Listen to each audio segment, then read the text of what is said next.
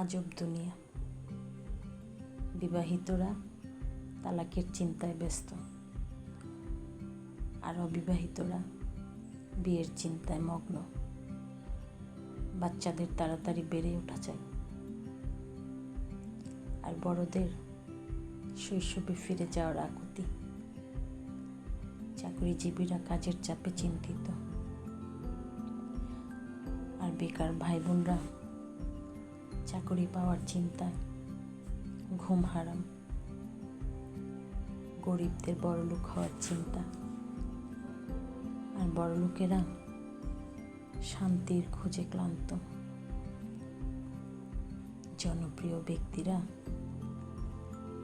লুকানোর জায়গা খুঁজে পায় না, আর সাধারণ মানুষ জনপ্রিয় হওয়ার চিন্তায় বিভোর। কারোরই জানা নেই খুশি এবং শান্তির ফর্মুলাটা কি। আমি আপনাকে বলছি, যে নিয়ামত আল্লাহ তাআলা আমাদেরকে দিয়েছেন, যেটা আমরা পেয়েছি সেটার কদর করতে শিখুন। সেটা থেকে আনন্দ এবং শান্তি অনুভব করুন, কারণ ইচ্ছার গাড়ি কখনো থেমে থাকে না।